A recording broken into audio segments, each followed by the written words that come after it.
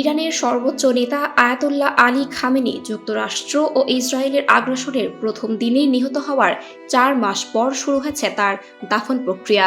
ইরানের বিভিন্ন শহর এবং প্রতিবেশী ইরাকের 2টি পবিত্র শহরে কয়েক ধাপে অনুষ্ঠিত হচ্ছে এই শোকানুষ্ঠান। এতে লাখ লাখ মানুষের অংশগ্রহণের কথা জানিয়েছে ইরানি কর্তৃপক্ষ। দীর্ঘ যুদ্ধ ও অর্থনৈতিক সংকটের মধ্যেও খামেনির দাফনকে ইসলামিক প্রজাতন্ত্রের ইতিহাসের অন্যতম বৃহৎ আয়োজন হিসেবে তুলে ধরছে তেহরান। জানাজা ও শোকানুষ্ঠান পরিচালনায় সরকারি কর্মচারী, নিরাপত্তা বাহিনী, ফায়ার সার্ভিস, রেড ক্রিসেন্ট ত্রাণকর্মী এবং বিভিন্ন ধর্মীয় সংগঠনকে দায়িত্ব দেওয়া হয়েছে। ইরাকেও বিপুল সংখ্যক শোকাহত মানুষের উপস্থিতি রয়েছে। গত কয়েকদিন ধরে ইরানের রাষ্ট্রীয় গণমাধ্যমে খামেনির জীবন, রাজনৈতিক নেতৃত্ব এবং যুক্তরাষ্ট্র ও ইসরায়েলের বিরুদ্ধে তার অবস্থান নিয়ে বিশেষ অনুষ্ঠান, গান ও প্রমাণচিত্র প্রচার করা হচ্ছে। ইরানি নেতৃত্বের দাবি, এই আয়োজনের মাধ্যমে বিশ্বকে দেখানো হবে যে সামরিক হামলায় দেশের সর্বোচ্চ নেতাকে হারালেও ইসলামিক প্রজাতন্ত্র দুর্বল হয়ে পড়েনি। ইরানের পার্লামেন্ট স্পিকার মোহাম্মদ বাঘের গালিবাফ বলেছেন, খামেনির রক্ত বৃথা যেতে দেওয়া হবে না এবং এই আয়োজন জাতির ঐক্য, আত্মত্যাগ ও প্রতিরোধের প্রতীক হয়ে থাকবে। পুরো দাফন প্রক্রিয়া অনুষ্ঠিত হচ্ছে আরবি মহরম মাসে, যা শিয়া মুসলিমদের কাছে শোক ও শাহাদাতের প্রতীক হিসেবে বিশেষ গুরুত্ব বহন করে।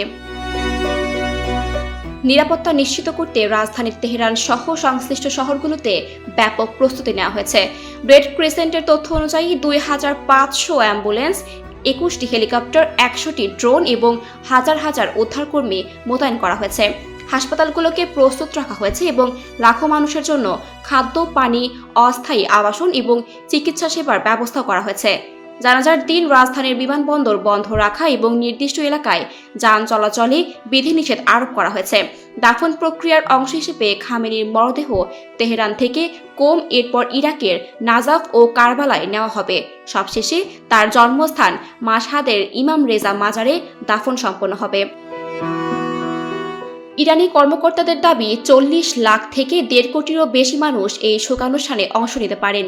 প্রায় 14,000 সাংবাদিক, যার মধ্যে 900 জন বিদেশি সাংবাদিক রয়েছেন, পুরো আয়োজন কভার করবেন বলে জানানো হয়েছে। একই সঙ্গে বিদেশি কয়েকজন রাষ্ট্র ও সরকার প্রধান এবং পার্লামেন্ট স্পিকারের উপস্থিতির কথাও জানিয়েছে তেহরান। তবে এই বিশাল আয়োজনের মধ্যেও কিছু সাধারণ নাগরিক ভোগান্তির অভিযোগ তুলেছেন। রাজধানীর কয়েকজন বাসিন্দা জানিয়েছেন, অতিরিক্ত যানজট ও জনসমাগমের কারণে স্বাভাবিক জীবন ব্যাহত হয়েছে। তবুও ইরানি সরকার এই দাফন প্রক্রিয়াকে দেশের ইতিহাসে সবচেয়ে বড় বিদায় অনুষ্ঠান এবং আন্তর্জাতিক অঙ্গনে রাষ্ট্রের ঐক্য ও শক্তি প্রদর্শনের একটি গুরুত্বপূর্ণ আয়োজন হিসেবে তুলে ধরছে। ফাল্গুনী আহমেদ, ডেস্ক রিপোর্ট, আমিয়াল টিভি।